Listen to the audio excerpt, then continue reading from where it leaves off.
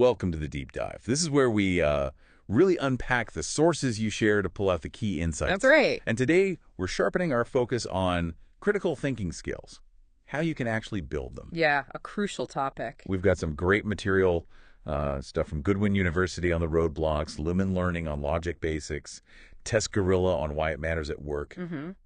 And crucially, we're diving deep into the work of Dr. Charles M. Russo, especially his new book, Precision in Perspective, Critical Thinking for Analytical Minds, but also looking at his, well, pretty amazing career. Absolutely. His background really adds weight. So our mission today, it's to really dig into Dr. Russo's viewpoint.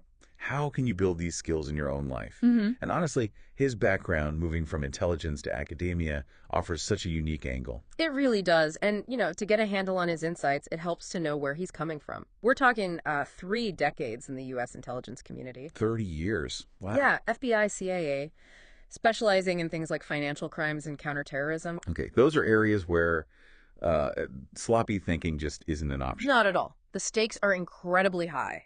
Clear, sharp analysis is non-negotiable. Right. And even before that, Dr. Russo spent 20 years in the U.S. Navy, active in reserves.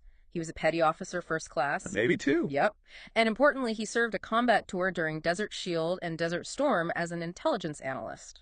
So he's lived this stuff. Applied critical thinking under, well, extreme pressure. Exactly. It's not just theory for him, it's deeply practical, tested experience. So that transition then from that kind of high-pressure operational world to teaching, to academia. Yeah. What was behind that? Well, it seems like a real drive to educate, to pass on what he learned. He's taught at several universities, even served as an associate dean. Okay. And now he's at Columbia Southern University and also teaching cybersecurity for Thrive DX, which partners with big universities. He's really invested in training the next generation. And he capped it off with a PhD, right? Right. PhD in public safety leadership, focusing on criminal justice.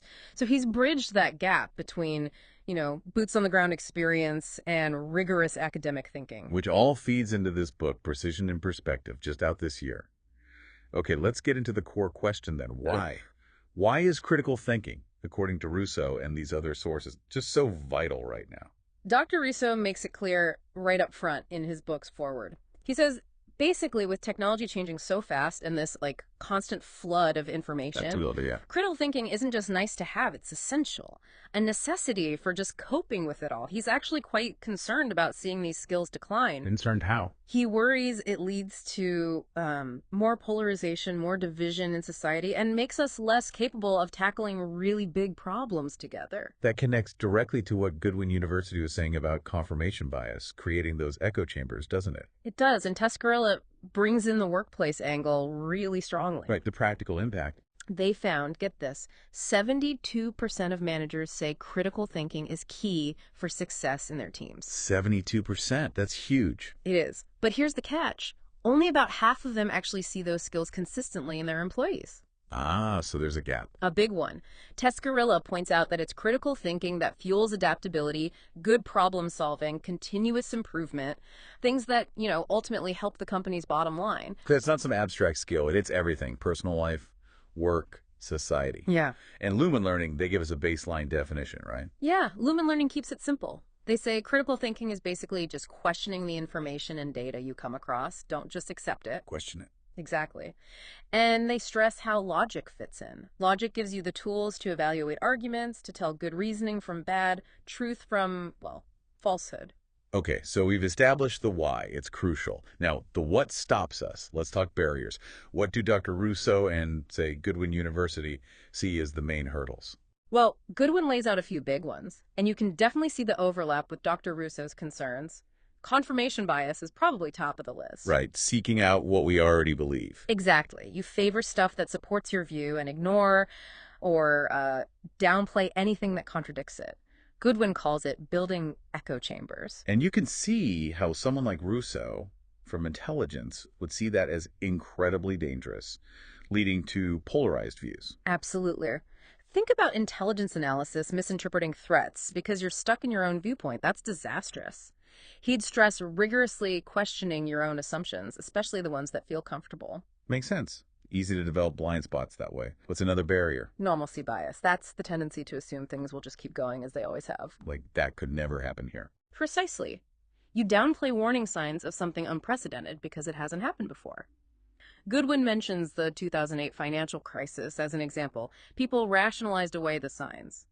For someone like Russo, whose job involved anticipating threats, well, normalcy bias is a critical failure. Yeah, you have to spot the anomalies in that line of work. Yeah. What else trips us up? Emotional clouding. Big one. Letting your feelings about a topic or about someone disagreeing with you just override logic. Oh yeah, happens all the time. Goodwin notes how easily discussions, especially sensitive ones, can just turn into emotional battles instead of reasoned debates. Dr. Russo probably sees this fueling that decline in public discourse. He mentioned emotional appeals winning out over actual evidence. It's hard to stay objective when you feel strongly. Goodwin also mentioned sophistry and rhetoric. Yeah, basically using clever-sounding arguments that are actually flawed, maybe to win a debate rather than find the truth. Like arguing to win, not to learn. Exactly. Goodwin uses lawyers sometimes as an example. The goal might be winning the case, not necessarily uncovering the absolute objective truth. Dr. Russo's focus on reasoned, evidence-based dialogue is really the opposite of that. So those are some major hurdles. Did Dr. Russo add others in his book? From maybe a more modern angle? He did, yeah. In his first chapter, he talks about digital media, how it can encourage, kind of superficial clicks and short attention spans, not deep engagement. Skimming instead of reading. Right. And tied to that, the huge problem of misinformation and disinformation online. Stuff designed to actively mislead you. A constant battle. And he also points a finger at some educational systems. Sometimes they focus too much on just memorizing facts rather than teaching students how to analyze, how to solve problems critically. Wow. It feels like the deck is stacked against clear thinking sometimes. So given all that, how do we build a better foundation? What are the core components, according to Russo and Lumen Learning? Well, in Chapter 3, Dr. Russo defines critical thinking as this systematic process, evaluating information, arguments, evidence. It involves analysis. Breaking things down. Right, evaluation. Judging the quality, the relevance. Exactly, and inference, drawing logical conclusions based on the evidence. But he also stresses the reflective part, thinking about your own thinking. Metacognition. That's the term, yeah, metacognition. And he also highlights the value of doing this collaboratively, getting different perspectives involved. That metacognition piece feels really key. Yeah. What about Lumen Learning's take on the foundations? Lumen reinforces that core idea. Question everything. Don't just passively receive info. And they offer a really practical toolkit, these questions of logic and critical thinking. Oh, like prompts. Exactly. Questions like, what's actually happening here? Why does it matter? Crucially, what don't I see? How do I even know this? Who's telling me this? What else should I think about? What if things were different? Those are great. Very actionable for, you listening right now. Just start asking those. Definitely. They force you to engage actively and challenge your assumptions. Dr. Russo also gives him historical context in the book, too, doesn't he? Helps frame it. He does. Briefly touches on the history, starting with Socrates and his method of questioning. The Socratic method, yeah. Through the Renaissance focus on observation, the Enlightenment championing reason, right up to 20th century educational ideas about learning through experience. So it reminds us this isn't new. People have valued this way of thinking for centuries. Precisely. It's a long, evolving tradition. Okay, history lesson appreciated. Now, the really practical bit. How do we do it? How do we develop these skills?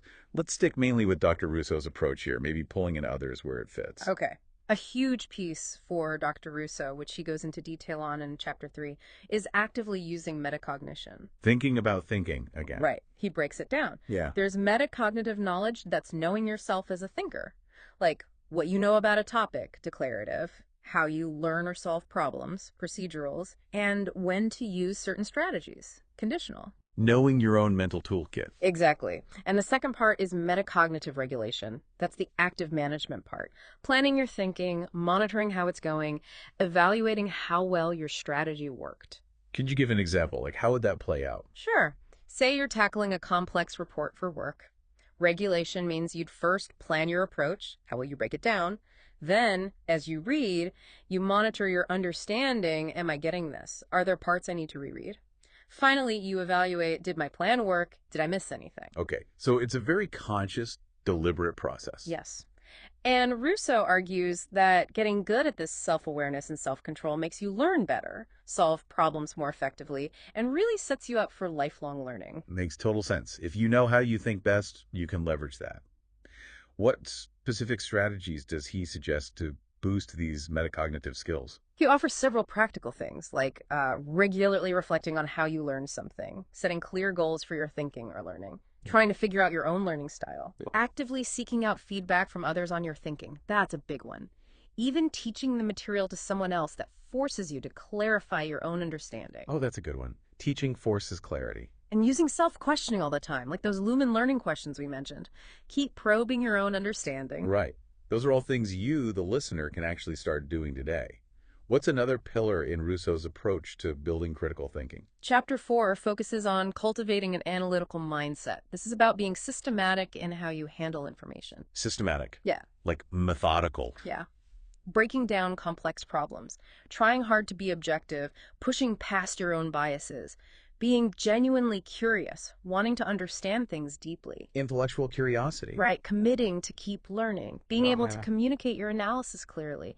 And again, that reflective thinking, looking back on how you analyze something. It sounds like a whole way of being, almost, not just a single skill. How do we build that analytical muscle specifically? Well, in Chapter 5, he talks about using structured problem-solving models, frameworks to guide your analysis. Like having a process. Exactly. And crucially, actively working to spot and counteract your own cognitive biases. That means deliberately seeking out different views, challenging your first reactions. Easier said than done sometimes. Definitely. And again, that commitment to lifelong learning, always be feeding your brain, sharpening those analytical tools. It keeps coming back to that ongoing effort. Yeah. Okay, another area Russo covers, which seems vital, is understanding logical fallacies. Oh, absolutely. Chapter 7. He explains fallacies are basically flaws in reasoning, mistakes that make an argument invalid, even if it sounds convincing. Sneaky things. Very. He goes through several common ones, like ad hominem, attacking the person, not their argument. See that online all the time. Totally. Straw man, misrepresenting someone's argument to make it easier to knock down. Slippery slope, claiming one small step will inevitably lead to disaster without proof. Appeal to authority, saying something's true just because an expert said so, even if it's outside their expertise. False dichotomy, presenting only two choices when there are actually more. The either fallacy. Right. Hasty generalization, jumping to a conclusion from too little evidence. And post hoc ergo propter hoc, assuming that because B happened after A must have caused B. Correlation isn't causation. Exactly that. Recognizing these is key to not getting fooled, and also to not using them yourself. So how do we get better at spotting them, and, importantly, avoiding them in our own arguments? Russo suggests things like, really listen critically when someone's arguing, or read critically, ask probing questions about the evidence, do your own homework, verify claims, look for other perspectives. Don't just take their word for it. Right, and reflect on your own thinking. Are you using any fallacies? And engage in constructive debate, let others challenge your reasoning. That's how you spot your own weak points. Okay, so be a critical consumer and a critical producer of arguments, which leads lovely into Chapter 8. Right. Formulating effective arguments. Exactly. He breaks down what makes a good argument. Solid premises the evidence, the reasons that logically support a clear conclusion. Makes sense. And he shows how critical thinking underpins this whole process. You need it to analyze the information, judge the evidence quality, spot your own assumptions, make sure it all flows logically, and stay open-minded to counter-arguments. So how does he suggest we actually go about building a strong argument? Any practical steps? Yeah, he outlines a process. Start by choosing a clear topic. Do thorough research, find good evidence. Create an outline structure matters. Like the logical flip. And draft it, focusing on clarity, revise it, look for weaknesses, get feedback from others. Crucial step. Definitely. And practice presenting it, whether it's written or spoken. Make sure it lands effectively. That's a solid roadmap for moving from just having an opinion to making a well-supported case. And Chapter 9 circles back to questions, connecting with Lumen Learning again. It does. Russo really emphasizes the power of questions.